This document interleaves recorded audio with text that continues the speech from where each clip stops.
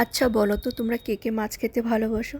যারা মাছ খেতে ভালোবাসো তাদের এই রেসিপিটা অবশ্যই ভালো লাগবে।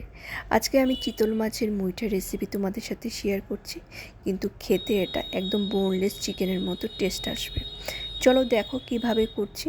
চিতল মাছটাকে প্রথমে আমি ভালোভাবে ধুয়ে নিয়েছি, তারপর একটা কাঁটা চামচের সাহায্যে আমি মাছগুলো সব বেছে নিয়েছি। কাঁটাগুলো ভালোভাবে বেছে নিয়েছি যাতে কাঁটা না থাকে। তারপর ওই মাছে আমি দিয়েছি আদা লঙ্কা পেস্ট আর পরিমাণ মতো লবণ দিয়ে ভালোভাবে আমি মাছটাকে মেখে রেখেছি। তারপর একটা কড়াইতে জল দিয়ে তাতে পরিমাণ মতো লবণ দিয়েছি, আর 2টা চামচের সাহায্যে আমি মাছগুলো ওইভাবে জলে দিয়ে দিয়েছি। জলে দেওয়ার পর মাছটা যখন বয়েল হয়ে আসে আমি তুলে নিয়েছি।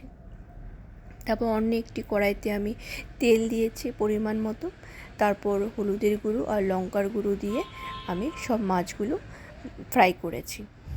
এখানে লবণ দিইনি এই কারণেই, কিন্তু আমি যখন মেখেছিলাম তখন লবণ দিয়েছিলাম বলে আর লবণ দিইনি। তো এক এক করে সব মাছগুলো আমি তুলে নিয়েছি, মুইঠাগুলো। তারপর ওই তেলে আমি আলু ফ্রাই করে নিলাম। আলুগুলো ফ্রাই হয়ে আসলেই তেজপাতা, শুকনো লঙ্কা, দারচিনি, এলাচ আর গোটা জিরে ফোড়ন দিয়ে তাতে একটা গোটা পেঁয়াজের আধা পেঁয়াজ আমি কুচি কুচি করে ফ্রাই করেছি। ফ্রাইটা এমনভাবে করেছি যাতে ব্রাউন কালারের হয়। তো ফ্রাইটা হয়ে আসার পর তাতে আমি পেঁয়াজ আর 2-3 বার রসুন, 5টা লঙ্কা পেস্ট করে আমি সেটা দিয়ে দিয়েছি। দেওয়ার পর ভালোভাবে নাড়াচাড়া করে সেটাকে ফ্রাই করেছি। তারপর এখানে আদা আর লঙ্কা, সামান্য একটা লঙ্কা পেস্ট করেছিলাম, আদা অল্প দিয়ে ওটাও আমি দিয়ে দিয়েছি। তারপর এখানে একটু মশলা দিয়েছি, জিরের গুঁড়ো, ধনের গুঁড়ো, লঙ্কার গুঁড়ো, হলুদের গুঁড়ো দিয়ে অল্প জল দিয়ে ভালোভাবে ফ্রাই করে একটা টমেটো পেস্টও দিয়ে দিয়েছি।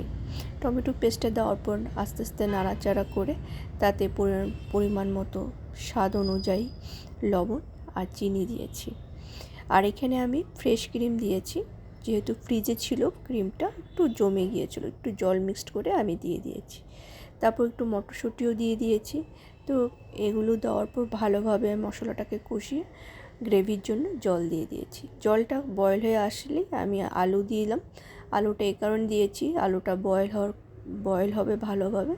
তারপর কিছুক্ষণ পর আমি চিতল মাছের মুঠোগুলো দিয়ে দিয়েছি। সেটা অনেকক্ষণ বয়েল করার পর তারপর একটু গরম মশলা দিয়েছি টেস্টটা বাড়ার জন্য।